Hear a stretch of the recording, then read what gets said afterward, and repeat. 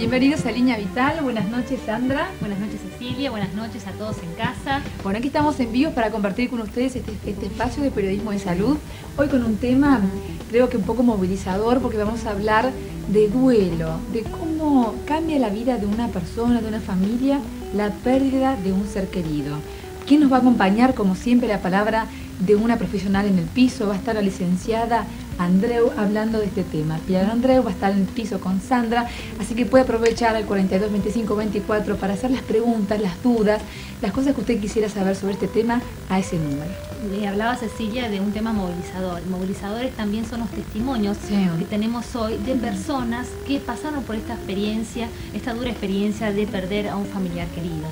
Y también, por supuesto, tenemos la palabra del doctor César Astigueta, que nos habla cómo se trabaja el duelo con la familia y el enfermo terminal, ¿no?, en lo que es los cuidados paliativos del dolor. Y bueno, como siempre en este programa de periodismo de salud tenemos prevención. ¿Y quién es mejor que para ayudarnos a hacer esta prevención que los bomberos? Así es. En el micro, en la campaña de bomberos del día de hoy, van a ver ustedes a Javier Domínguez y Adrián Guevara. Ellos van a estar hablando de el tema de maniobrar materiales peligrosos, qué cosas hay que tener en cuenta para tener cuidado en casa, en lugares donde trabajamos. Muy buena nota, la vemos.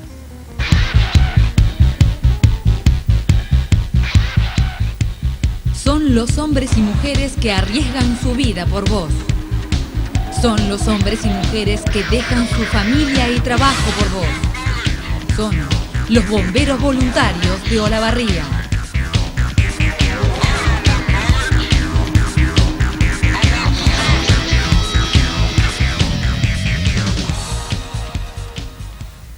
Eusebio Boucigues, Sociedad Anónima, un líder que nos acompaña. Matafuegos Tecnicentro, venta y recarga de matafuegos, elementos de seguridad industrial, agente oficial de sifones automáticos y cargas legítimas. Del Valle 4278, teléfono 43 1136 o 44 4138. Guillermo José Andrich, combustibles y lubricantes ESO, lavado a vapor, kiosco, accesorios, ventas a granel de gasoil, gas en garrafa, Servicentro Colón, Avenida Colón 1588, teléfono 455-040. Material considerado peligroso es cualquier sólido, líquido o gaseoso capaz de producir daño a los bienes o al medio ambiente, ¿sí?, como a las personas también. ¿Cuáles son estos materiales?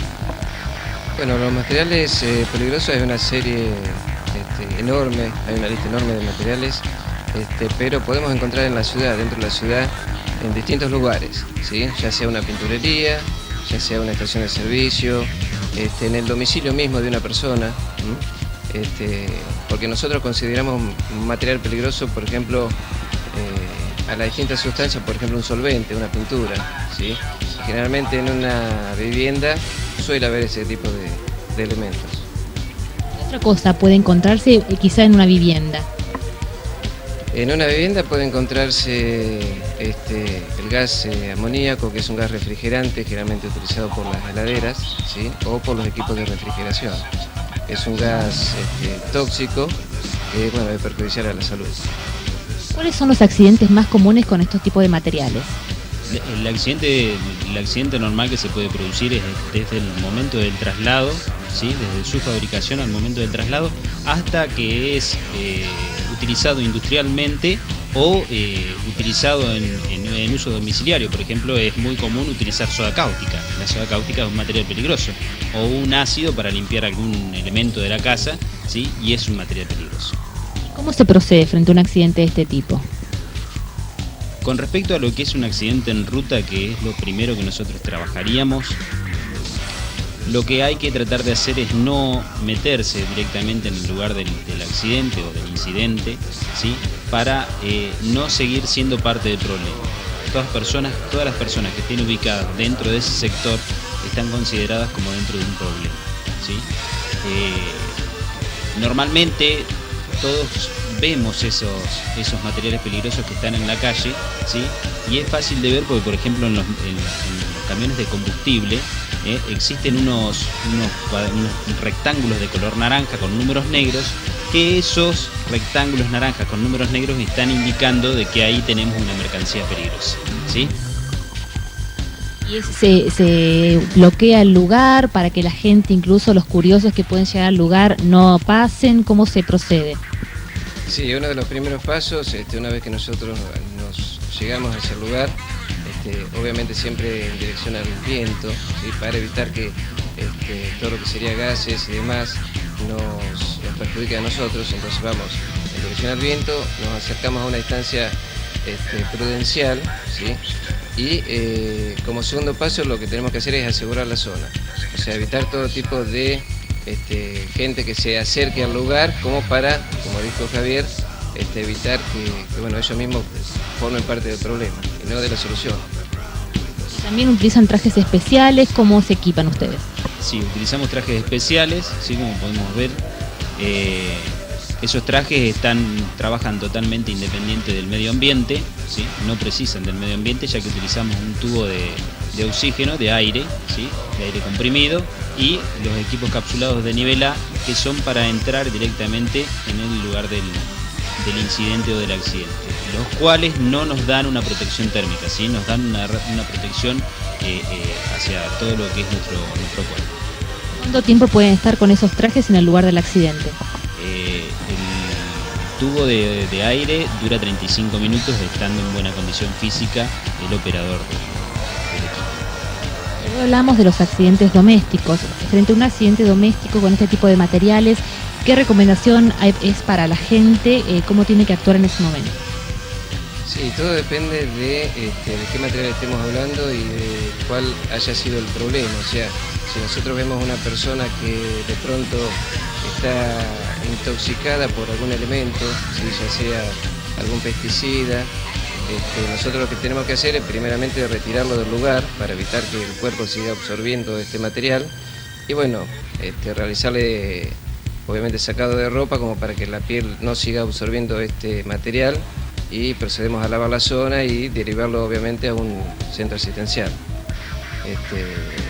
Si por ejemplo la persona está intoxicada con algún gas, lo que tendríamos que hacer es retirarla obviamente también del lugar y proporcionarle oxígeno como para restablecer.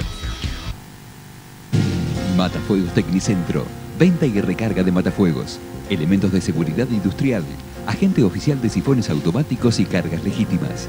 Del Valle 4278, teléfonos 43 1136 o 44 4138. Eusebio Bousigues Sociedad Anónima, un líder que nos acompaña. Guillermo José Andrich, combustibles y lubricantes ESO, lavado a vapor, kiosco, accesorios, ventas a granel de gasoil, gas en garrafa, Servicentro Colón, Avenida Colón 1588, teléfono 455 040.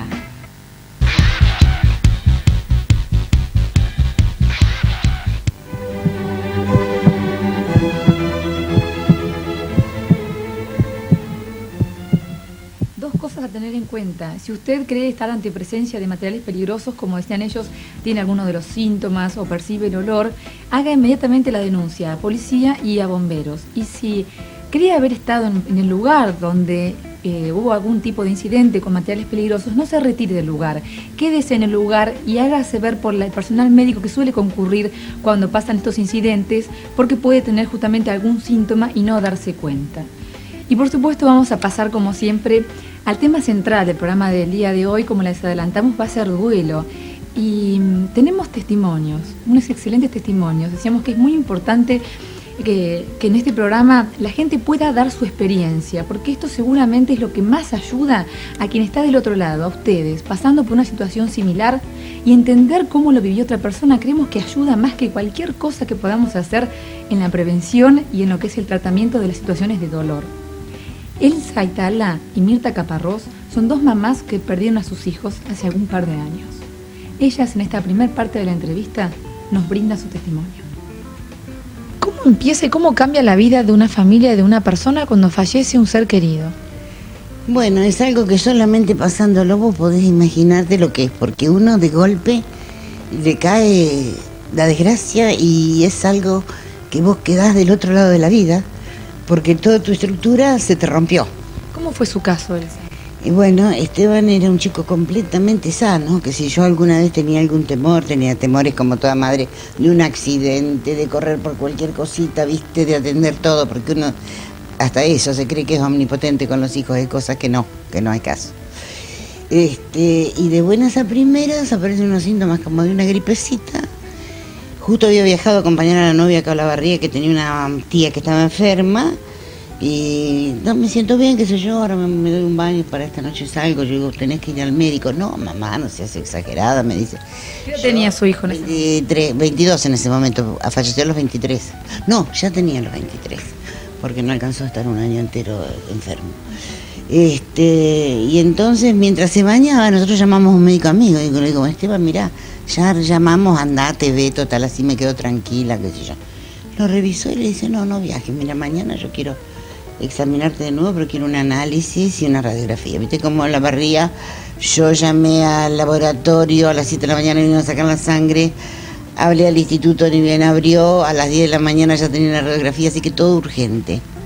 Apareció un tumor enorme, en un cáncer de pulmón, chico sano, que si vos lo veías entre 20 decías que era el más sano, vendía salud. Aparte no le sacaba el cuerpo a nada, era forzudo, ¿viste? Si alguna cosa, mirá cómo es uno de papa frita que cree que está preparado en la vida, no está preparado, porque en el momento menos pensado. El caso suyo, cuéntenos cómo fue su experiencia. Mira, fue tremendo porque, bueno, nosotros jamás pensás que te puede pasar una cosa así. Yo, en los años que tenía cuando él faltó, que hace 5 años, había pasado por distintos dolores. Había perdido a mi esposo, había perdido a mi mamá muy trágicamente, los 2 accidentes, había perdido a mi papá, pero yo decía, ¿qué más me puede pasar a mí? Pero, viste, me pasó lo peor porque es como que te cae una bomba. ¿A quién perdió usted, Mirta? Perdí a mi hijo, a Gonzalo, que tenía 16 años. Y minutos antes había estado escuchando música, charlando, y nosotros compartíamos muchas cosas juntos, y bueno, realmente fue, pero desesperante. Cayó de un balcón y fue ahora estar cenando y a los 10 minutos estar enloquecidos, desesperados, tratando de que viviera, y lamentablemente no. Terminamos de cenar y estuvimos conversando y yo me puse a lavar los platos, y cuando quise acordar sentí una explosión, y cuando salí afuera no lo vi, cuando salí al balcón no lo vi a él pasar caminando de la cocina para el lado del comedor, y después estaba el balcón. Cuando salí afuera estaba en el piso. Te juro que las escaleras me eran pocas para bajar corriendo desesperada. ¿Cuántos pisos? 7 pisos. Y no, lo llevamos al hospital con vida, pero no vivió.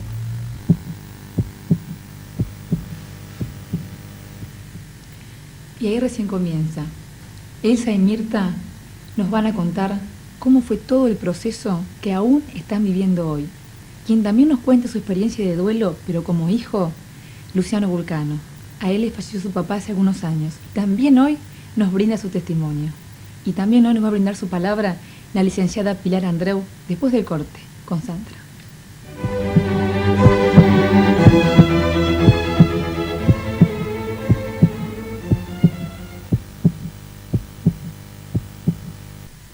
El dolor, el sufrimiento. La pregunta para empezar esto es, ¿qué es el duelo? Bueno, el duelo es el proceso a través del cual uno va asimilando la muerte, la pérdida de un ser querido. El duelo no es exclusivo de la elaboración de la muerte de un ser querido. Hay un trabajo de duelo en toda situación que se termina, ¿sí? En un trabajo, en un viaje, en una mudanza, claro. ¿Sí? Pero es un duelo diferente. Lo que tenemos de especial, digamos, en esta situación es que es asumir lo que es imposible de cambiar, en realidad, ¿sí? Es asumir lo que es imposible de manejar, es asumir la muerte, justamente. ¿Y esto nos puede transformar la personalidad? Sí, a ver, en toda experiencia de dolor es una situación de crisis, ¿sí? Es una situación de cambio, ¿sí? En este sentido puede transformar la personalidad, ¿sí? El dolor fuerte nos puede, digamos, movilizar demasiado y bueno, a veces uno puede aprovechar esto. Digamos, una persona tranquila puede volverse agresiva o al revés. Sí, digamos, pero esto tiene que ver con características particulares de esta situación de elaborar la pérdida, ¿sí? Es una cuestión de poder entender, de aprender a manejar la ausencia, digamos, y en esto, bueno, ¿no? Hay diferentes cambios en los afectos, ¿no? Bueno, como decía la licenciada, hay cambios y parece que también hay cambios en la manera de llevar el duelo y parece que este duelo tiene momentos. Elsa y Mirta nos cuentan ahora la primera instancia, en los primeros momentos del duelo de la pérdida de sus hijos. Claro, y uno en ese momento, ¿qué piensa, Elsa? ¿Qué piensa en ese momento cuando uno es mamá y es un hijo? No está preparado ni naturalmente parece como para ese momento. No, para nada, no está preparado para nada. Siempre vos pensás lo peor que te puede pasar, que tenga un accidente, que se quiebre, que qué sé yo, pero siempre cosas que se pueden arreglar. Pero nunca que te falte, nunca. Tan es así que sobre mi propia muerte, yo con mi hija, que siempre fue hipocondríaca, no se puede hablar de esos temas, no lo podía hablar, así que con él hasta eso, que yo una vez le decía, hoy si cuando yo me muero quiero que me pongan en tierra, qué sé yo, estaba con él y la novia. Dice, déjate de jorobar, cuando vos te mueras no vas a seguir mandando como ahora. Así que donde vamos a poner donde se nos dé la gana. Vamos a poner donde nos quede más cómodo porque no vamos a poder decir nada. Hasta, mirá, teníamos todo, ella tenía un humor bárbaro, jorobábamos con todo, de golpe aparece semejante enfermedad. Te digo que es una bomba que te destruye a vos, la familia, el entorno, todo, porque es verdaderamente terrible. ¿Cómo se vive ese momento? Decimos, te destruye. Por ahí hay gente que va a estar viendo esta entrevista y por ahí acaba de pasar lo mismo, ¿no? Y ustedes dicen, bueno, ¿qué me ayudó en ese momento? ¿Qué me hubiera ayudado a escuchar en este momento que yo siento que está todo negro? Mira, los primeros días, te juro que no querés ni siquiera hablar con nadie, porque lo único que podés hacer es llorar. Llorar y es una desesperación, una angustia tan grande que quisieras cambiar tu propia vida por la de él. Yo decía, yo me analizo por todos lados, yo no tengo ninguna culpa. Y después digo, no, yo tengo la culpa más grande, pues yo tengo culpa de vivir y que no veo a Esteban. Y cada cosa, al principio, mirá, ves un día lindo y te da rabia porque lo estás disfrutando vos. No lo disfrutás, pero lo estás viviendo vos y no está tu hijo. Y todo así, porque uno cuando tiene un hijo ya grande, cuando es chiquito también, porque uno piensa que es porque es grande, porque ha compartido mucho. Muchísimas veces me sentía muy angustiada porque Gonzalo era un chico muy impulsivo y él cruzaba las calles, la bicicleta, andaba, no miraba para ningún lado, ¿viste? Y yo vivía temblando de que le pasara algo, pero nunca jamás me podía imaginar que en mi casa le podía pasar algo. No sé. Estando uno al lado, ¿no? Estando uno al lado. ¿Por qué yo no me fui al balcón con él? Pero ¿cómo podía imaginarlo? Si 10 minutos antes de cenar, había estado tirado en un sillón, leyendo un libro, escuchando música. Eso es lo que más cuesta al principio, tratar de entender que eso ya sucedió. ¿Qué es lo que pasó? Y que ya está, es lo que más cuesta, que uno intenta revertir. Yo me costaba dormir y cada mañana, pero te digo, por 2 o 3 años, y a ver, me despertaba y decía, no, Esteban no se murió, no puede ser. Sabía, pero no lo querés reconocer. Cuesta mucho reconocer. Te cuesta asumirlo. ¿Uno lo sigue buscando? Y sí, el primer tiempo lo buscás en los demás chicos, lo buscás. Yo me acuerdo que se cruzaba, a veces me encontraba con compañeros de colegio de él, porque Gonzalo era un chico muy amigable. y tenía muchísimos amigos que iban a casa, me jugaban en la computadora. Yo me acuerdo que salía de la oficina a la hora que sabía que él venía del colegio, me iba a casa y a veces había un montón de chicos, le hacía la leche con galletitas o facturas y compartían. Encontrarme permanentemente con esos chicos para mí era terrible, porque me parecía verlo a él. Pilar, ¿por qué la bronca y el deseo de morirse con el fallecido? La bronca puede pensarse, digamos, es como la expresión más clara del sentimiento de impotencia, de no poder manejar la vida y la muerte, de no poder manejar, digamos, de no poder tener a este hijo, digamos, en este caso específicamente, ¿no? Es lo más antinatural en realidad la muerte de un hijo. Entonces, ¿cómo no sentir bronca? ¿Cómo no sentir que esto no tendría que haber pasado, digamos, ¿no? Y esta cuestión también de este deseo de morir con el hijo o con la persona que ha muerto, sobre todo cuando la relación es tan importante, digamos, ¿no? Tiene que ver con esta sensación que uno tiene que no se va a poder vivir sin el otro, ¿sí? Entonces, digamos, lo único que quiere esperar es volver a estar con el otro, ¿sí? Lo importante es entender que es necesario sentir el dolor, es necesario sentir la bronca, reconocer que uno tiene deseos de no seguir viviendo, ¿sí? Pero esto, reconocerlo y empezar a vivirlo en función de una reconstitución posterior, es decir, de la posibilidad de poder volver a levantarse y de poder poco a poco ir entendiendo que esta persona ya no está más. ¿Y por qué también se puede sentir culpa? La culpa, digamos, bueno, sobre todo acá, en la muerte de un hijo o en la muerte de una pareja, digamos, esta sensación de podría haber hecho algo más, digamos, esto que decía una mamá, como en mi casa, como a mí, digamos, ¿no? Como en un momento donde, como no fui al balcón, decía la mamá, ¿no? Es esta cuestión de, digamos, yo tendría que haber hecho más, yo podría, y la realidad es que no, frente a la muerte uno no puede hacer más, digamos, ¿no? Digamos que bronca y culpa siempre se buscan responsables, esto puede ser así, hasta uno se siente responsable, busca responsable a la medicina, busca de responsable incluso al propio Dios, un poco así. Exactamente, esto es parte de esto, digamos, es parte de este proceso de poder asumir que es algo que uno no puede manejar, es parte de este proceso de asumir que uno tiene que seguir estando con el otro, pero internamente.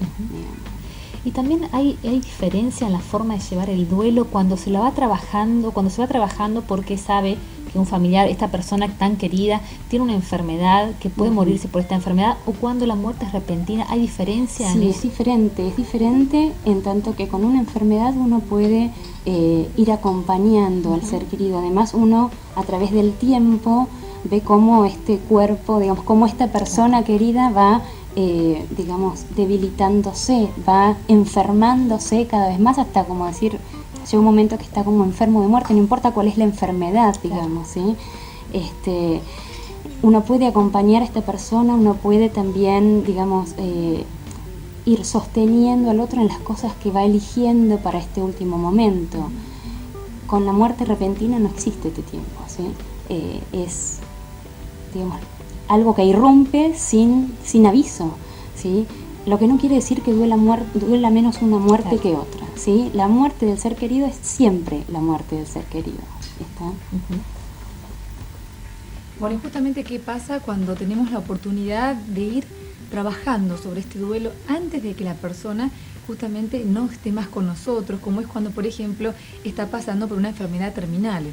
¿Y quién mejor para hablar de esto que un médico oncólogo, un especialista en tratamiento paliativo del dolor? El doctor César José Astigueta nos va a contar en esta entrevista cómo se lleva con la familia y con el enfermo esta inminencia de la muerte. En un principio la respuesta está en tu misma manera de preguntar. se trabaja en familia.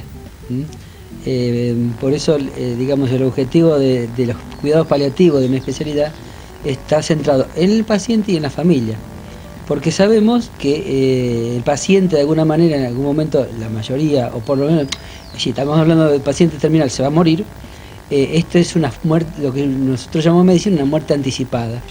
Entonces esto te da posibilidades de trabajar y de hacer un duelo con la familia antes que el paciente se muera. A diferencia de un accidente de tráfico donde la muerte es inesperada y no te da opción de hacer ningún duelo. Salvo una familia, una persona muy especial que tenga una relación muy estrecha y lo esté preparando permanente, pero lo habitual es que no exista. En la muerte anticipada del cáncer, entonces, te da tiempo a trabajar con la familia y con el paciente. Con el paciente lo que se trata es de alguna manera, de prepararlo en el sentido de que vaya dándose cuenta de qué es lo que le va a pasar. En general, el paciente de cáncer sabe que se va a morir, sabe lo que le va a pasar. Muchas veces no lo demuestra por no preocupar a su familia, y la familia no lo demuestra por no preocupar al paciente. Pero lo importante es que el paciente tenga un espacio para hablarlo, para que se pueda hablar de la muerte, para que pueda hablar de lo que le pasa, para que pueda hablar de sus angustias, de lo que piensa, de sus miedos con respecto a qué le va a pasar. Fundamentalmente, darle la tranquilidad de que uno va a hacer todo lo posible para que no sufra, que generalmente es la preocupación del paciente. Y muchos pacientes se preocupan también de qué va a pasar con su familia. Y entonces, en ese sentido, de darle la tranquilidad de que uno va a hablar con la familia y la va a preparar. Con la familia hacemos lo mismo, por ahí hablamos de manera distinta, por ahí de entrada se puede hablar más claramente, se pueden hablar, decir de alguna manera un poquito más cruda, más real, para que el impacto de la pérdida no sea tan fuerte y para que esto, que es el duelo, que es una preparación, se haga desde antes. De tal manera que cuando el paciente se muere, ya la familia se ha ido desprendiendo de alguna manera de su imagen, de su ser querido, y haya preparado y haya empezado esta herida a entrar en vía de cicatrización, que esto es el proceso de duelo.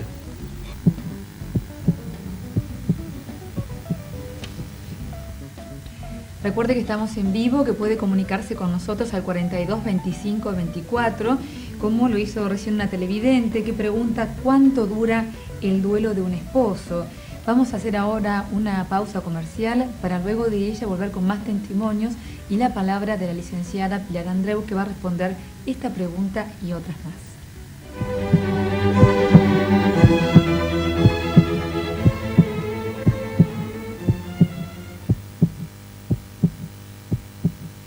Servicio de rayos, clínica y maternidad María Auxiliadora. Doctoras. Cuando la enfermedad es terminal, que hace que tal vez se trabaje desde antes de que fallezca la persona, pero de todas maneras, cuando se trata de un hijo, parece que esto no llega a ser lo suficientemente fuerte, igual es terrible el dolor. Ella no lo cuenta. ¿Quién es? Mirta y Elsa. ¿Cuánto tiempo estuvo en tratamiento hasta que falleció Elsa? Y bueno, el primer síntoma lo tuvo el 7 de septiembre del 85. Lo operamos en octubre en el Hospital Británico. Y bueno, y si se recuperó de la operación, tenés así que fuimos a veces, el lado mar adentro, hacía la vertical y caminaba con la vertical, salía a correr en la playa y todo.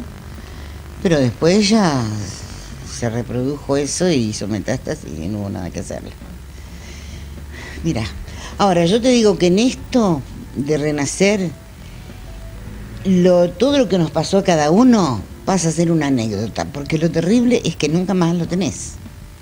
Así que, porque cuando uno antes que le pasa dice, ay, lo peor sería esto, lo peor sería aquello, no existe nada peor.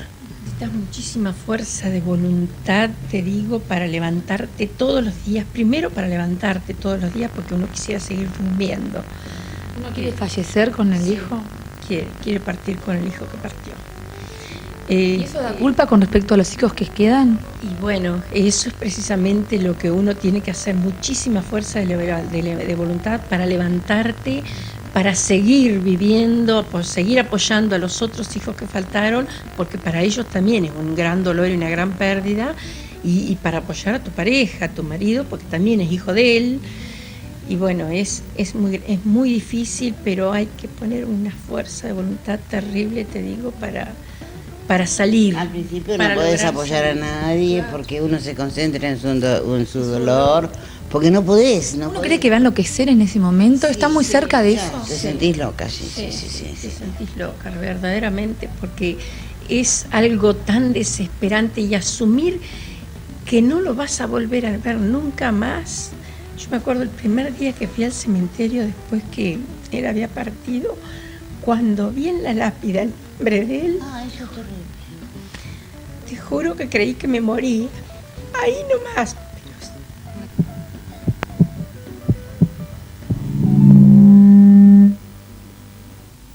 Son realmente conmovedores los testimonios, pero tenemos que seguir. Y con la pregunta de esta televidente, que lo que pregunta justamente es ¿cuánto dura el duelo de un esposo? Pilar. En realidad no hay nada cuantificado, digamos, no se puede decir el de un esposo duele esto, el de un hijo duele esto, ¿sí? Lo que es importante entender es que el duelo es un proceso que lleva tiempo, y este tiempo hay que respetarlo, y este tiempo no se lo puede apurar, ¿sí? Y el conflicto entonces, el conflicto de cada uno, esto de llevar el duelo, cambia según el rol que haya ocupado en nuestra vida, ¿no? Esta persona fallecida, ya sea nuestro padre, nuestro abuelo, nuestro hijo, un hermano, una pareja. Sí, el tipo de duelo va a cambiar, digamos. No es lo mismo que muera una persona mayor, que es el abuelo de familia, en donde sus hijos ya están crecidos, tienen sus propios hijos, donde tienen sus proyectos, a que muera un padre que está en pleno ejercicio de la paternidad, con chicos adolescentes. Y cuando muere un hijo, es lo impensado, digamos, es la peor fantasía de un padre hecha realidad, digamos, y uno no está preparado para la muerte de un hijo, uno espera, o si pudiera elegir, digamos, esperaría que la muerte sea como de los mayores a los menores, y los menores cuando sean mayores. Claro, porque es lo esperable, digamos, uno nace, crece, se reproduce y se muere, dé la naturaleza en digamos, orden, digamos, claro. y la naturaleza no se da en el orden que uno espera, en realidad. Eso es lo más doloroso quizás. El hijo, la pérdida del hijo. Sí. Entonces, ¿qué pasa con la pareja cuando muere un hijo? Es muy difícil para la pareja superar esto, digamos. Todo lo que se juega en todo duelo, los enojos, las broncas, los miedos, las culpas, ¿sí? El encerrarse, la necesidad de estar en silencio, todo esto se va a mover adentro de la pareja. El desafío para la pareja es poder compartir este dolor, es poder ver qué le pasa a cada uno con la pérdida de este hijo, qué significa para cada uno la pérdida de este hijo, ¿sí? Cómo se va a manejar y acompañarse en esto.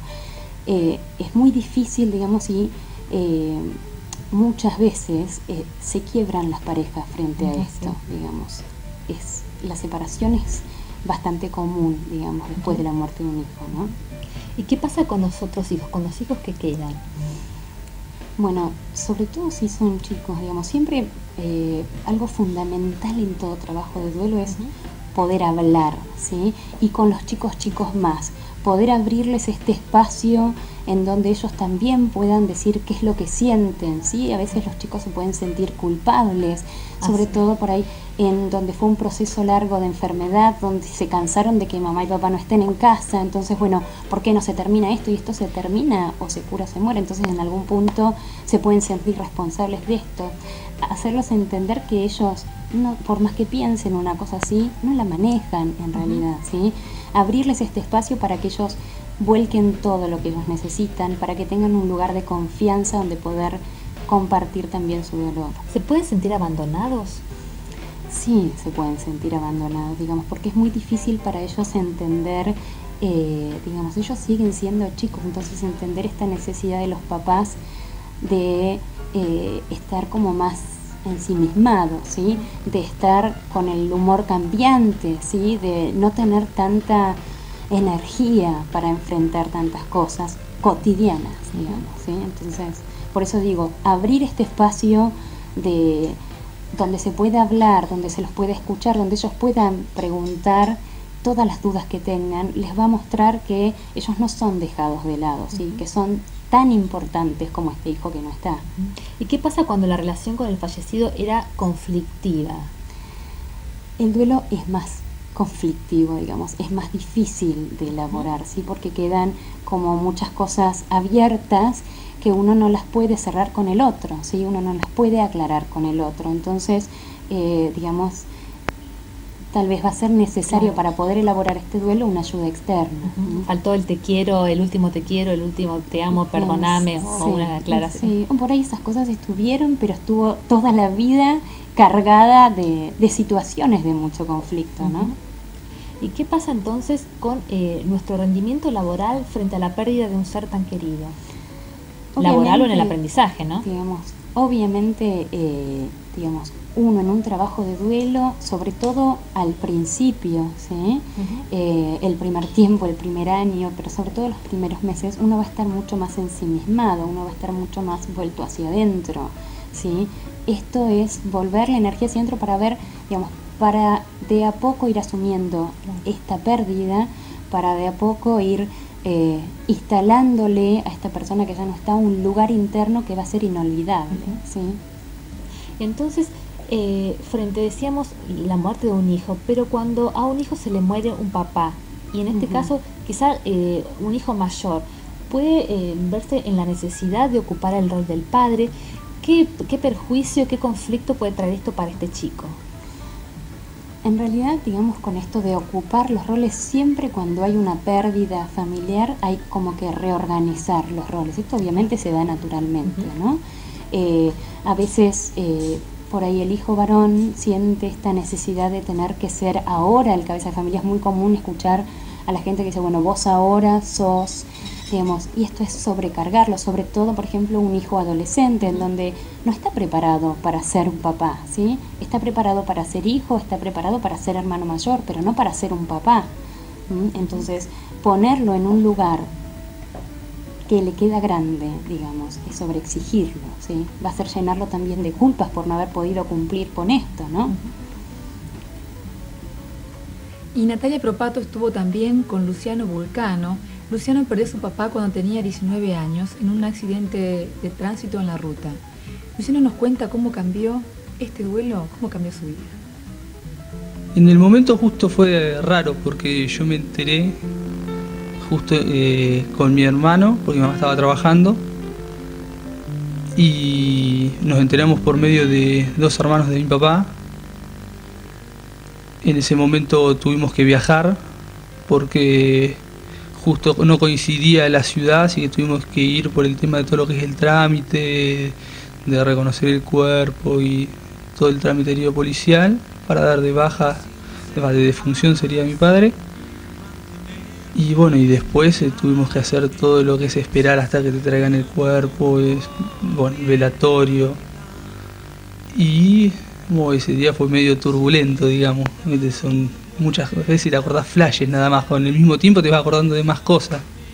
Claro, fue todo tan rápido, todo salir a hacer trámites, que en el momento lo que menos pudiste hacer fue vivir el duelo en ese momento.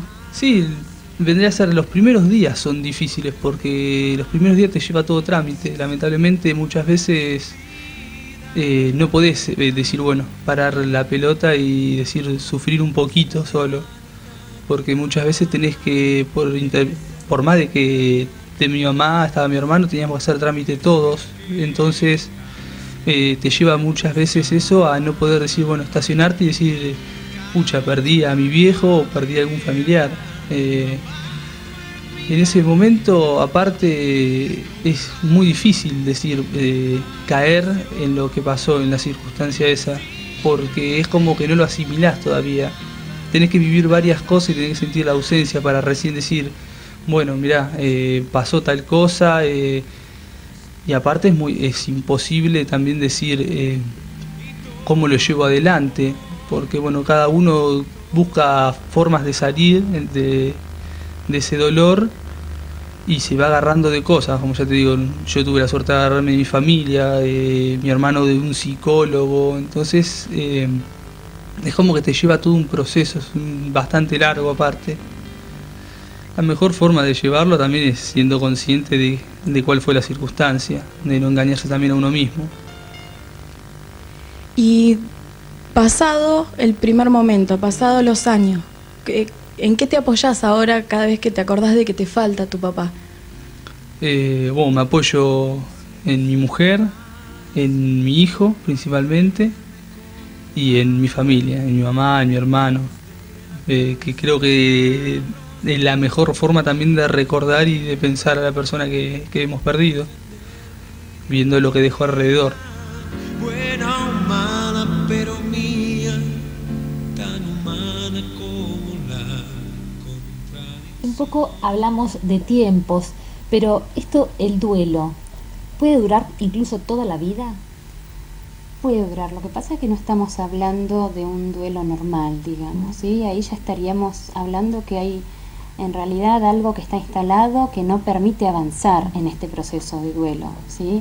El duelo es largo, pero no es para toda la vida, en realidad, ¿sí?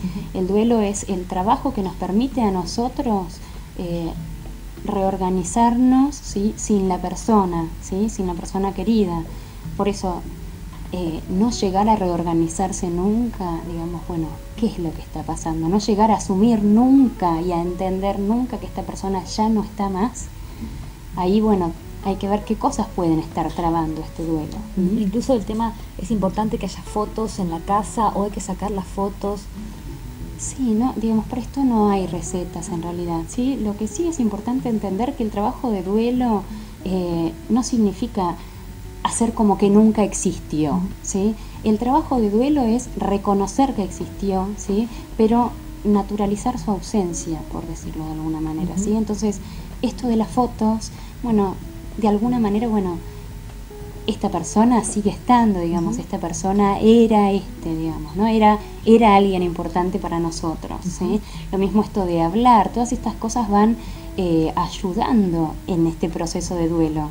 Ahora, también hay que tener en cuenta que si sacamos las fotos, sacamos esto, sacamos todo lo que tiene que ver, digamos, primero que la vida se detiene, en realidad, porque hasta ese momento prácticamente todo va a tener que ver con este ser importante, ¿sí? ¿Y por qué duelen tanto las primeras fiestas? Es como que el primer año es todo muy difícil, es como la gran prueba, en realidad, ¿no? Es como ver, bueno, empezar a habitar estos espacios, por decirlo de alguna manera, sin esta persona, ver qué va a pasar con este espacio vacío, cómo se va a jugar. Aparte también, obviamente las primeras fiestas van a remitir mucho a qué cosas hacían, qué cosas eran características de él, ¿no? Entonces, bueno, esta gran ausencia es muy difícil de sobrellevar, pero se sobrelleva. Por eso digo, el primer año es como la gran prueba. Dice, bueno, fue difícil, no va a ser menos difícil por ahí el segundo, pero se pasó el primero, digamos, ¿sí? ¿Y qué debe hacer la gente que está cerca? Primero entender que el que acaba de perder un ser querido necesita tiempo, ¿sí? Entender que necesita poder sentir el dolor, que necesita poder estar en silencio, uno tiene que respetar estos espacios, ¿sí? Ir tratando de acercarse en la medida que el otro va permitiendo esto, ¿sí? No quiere decir que a la semana de haber perdido a la persona querida uno tiene, digamos, ya es necesario hablar y salir. No, el otro necesita su silencio, necesita su tiempo, ¿sí? Y de a poco va a ir permitiendo que se acerque, claro. Mostrarle que uno está dispuesto, ¿sí? Que está ahí para acompañar, para cuando el otro quiera. Y por supuesto que eso se lo preguntamos a ellas. ¿Qué necesitaron en ese momento? ¿Cómo se relacionaron con la gente que estaba cerca?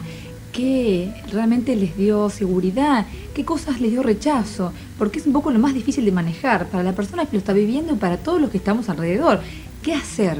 Bueno, ella nos lo cuenta. Me decían recién, bueno, pero ahí al principio lo que uno hace es esto, se encierra a llorar. Sí.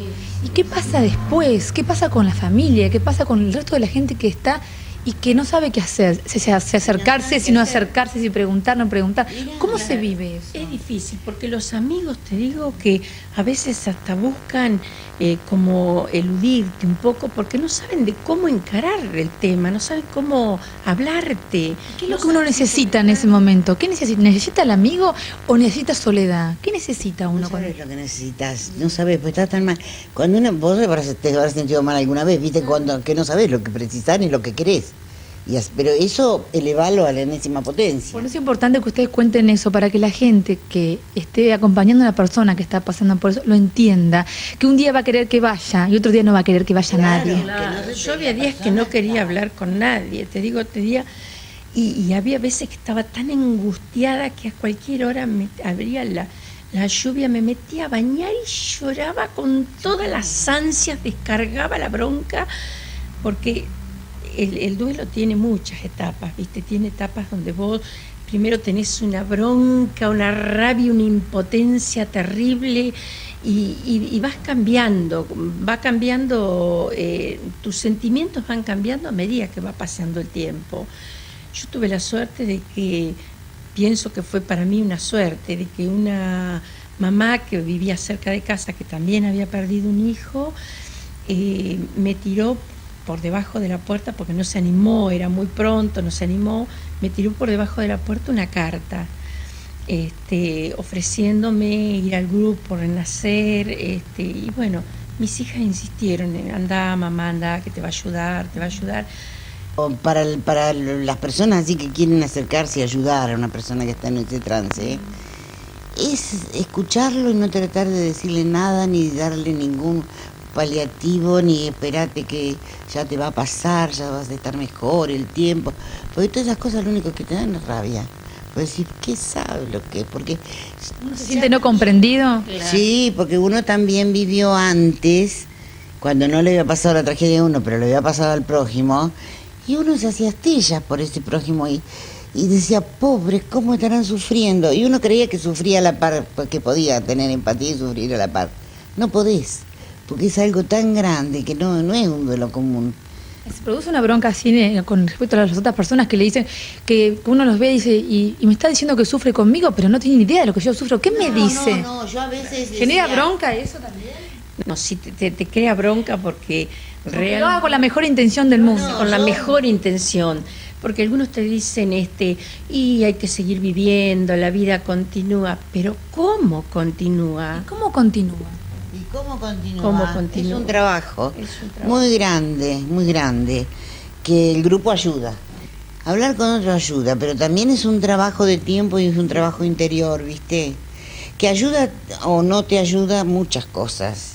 Las personas con las cuales tratás, las creencias, porque según la creencia de cada persona, puede ayudar más. Tienen mucha fe, o tienen una creencia en la reencarnación, o en qué sé yo, que lo soñó y que le dice que está bien. Hay muchas cosas, pero eso es una cosa de cada uno, es una cosa muy íntima. Ahora, yo tuve 7 años que no estaba el grupo, vos enseguida, pues, si pudiste ir al grupo Renacer, porque estaba 7 años que no estaba el grupo Renacer, así que bueno, tenía mi familia, tenía amigas muy buenas que me acompañaban y todo, pero yo no daba pico en bola, una cosa terrible.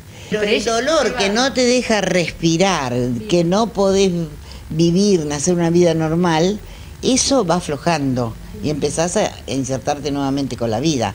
Y pensás, porque yo pienso, si Esteban estuviese, diría, ay mamá, por favor, tenés que estar bien. Viví. No puede ser nunca que yo te haya arruinado la vida, todo lo contrario, porque entonces empiezo a pensar cuando lo pasamos tan bien, lo que hablábamos, porque hablábamos de todo y qué sé yo, y yo digo, bueno, tengo que estar bien porque por lo menos tuve mi hijo, los años que tuve, y bueno, pero hubiera sido no haberlo tenido. Claro. No, yo empecé a ir al grupo Renacer al mes más o menos de haber las primeras reuniones.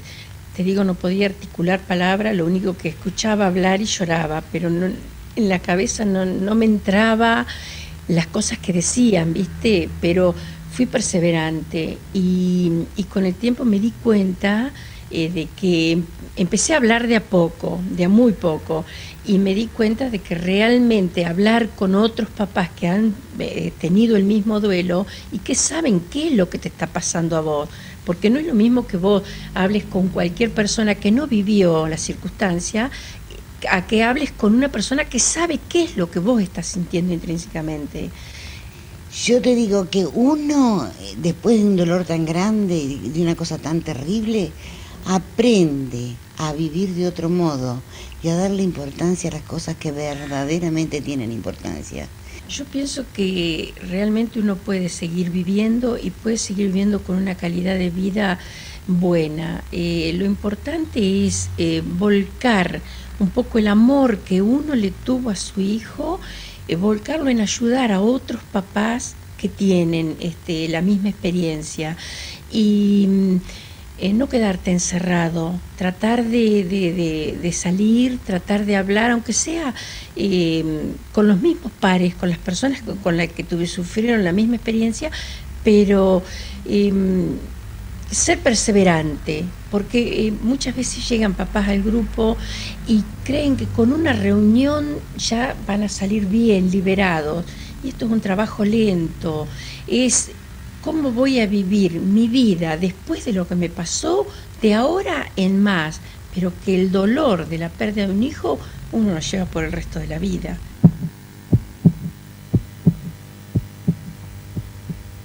Pilar, ¿cómo se trabaja en terapia esto? Bueno, en terapia hay que entender que uno no va a trabajar, como decía esta mujer, el dolor se lleva siempre, obviamente no va a ser en carne viva siempre, ¿sí? Es decir, no se va acostumbrando al dolor en realidad. Y en terapia uno no trabaja por eso en que desaparezca el dolor, ¿sí? Se trabajarán todas las cosas que giran alrededor de esto, ¿sí? La bronca, los miedos, ¿sí? La sensación de que no se va a poder, un montón de cosas que pueden llegar a surgir, pero no para que desaparezca el dolor. Esto no. Entonces, ¿cómo puede ayudar un grupo de ayuda mutua como el que nos contaban recién? En el grupo de ayuda mutua es diferente a terapia en este sentido. Primero que funciona este mecanismo de identificación, ¿sí?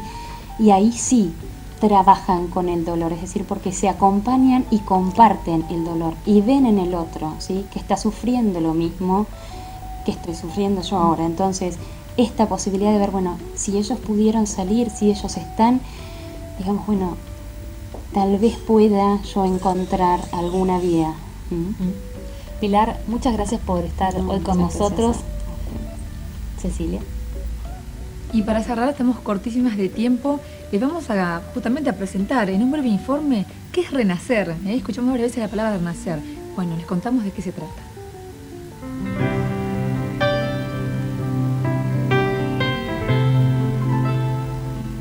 Renacer es un grupo de ayuda mutua para padres que comparten la dolorosa experiencia de haber perdido hijos.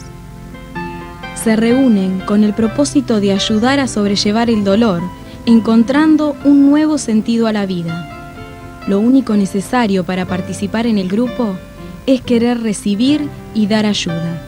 Renacer es gratuito, no pertenece a ninguna secta, religión, partido político, organización o institución alguna. Renacer se inició en Río Cuarto en el año 1988, en Olavarría en octubre de 1993, con el amor y la entrega de los papás que estén dispuestos a trascender el dolor, en un dar y recibir y dar. Renacer seguirá cobijando a todos aquellos que los necesiten. En Renacer se aprende a escuchar y no juzgar, comprender antes que analizar, a acercarse de corazón al hermano en el dolor, a ser más tolerante y compasivo, a comunicarse con el lenguaje del amor. En Renacer, sí a la vida, a pesar de todo.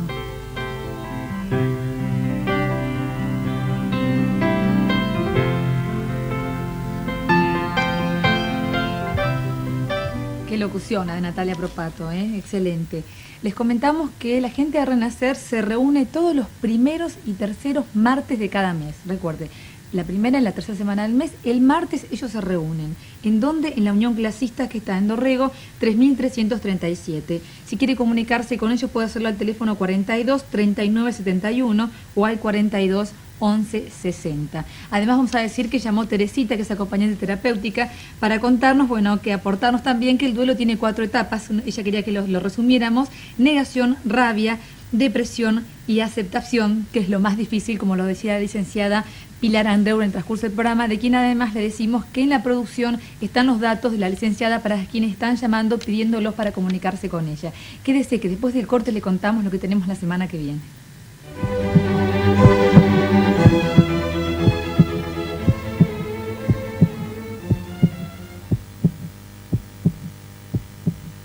Servicio de Rayos, Clínica y Maternidad María Auxiliadora. Doctoras Ana María Mingo y María Josefina Viñuales. Radiografías simples, estudios con contraste, mamografías, magnificaciones y marcaciones mamarias, prebiopsias. Guardias pasivas permanentes. Solicite turnos al 445100. Calidad de vida. Doctor César José Astigueta. Experto en cuidados paliativos y tratamiento del dolor. Belgrano 3144 02284 42 4432.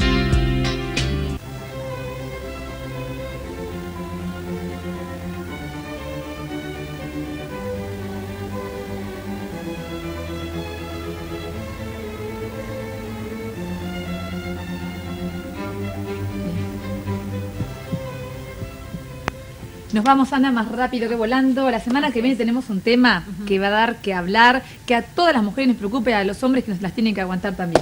Menopausia. Vamos a estar haciendo testimonios en la calle, así que agárrense que el jueves este al jueves, mediodía Sandra y Natalia, peligrosísimas. Así es.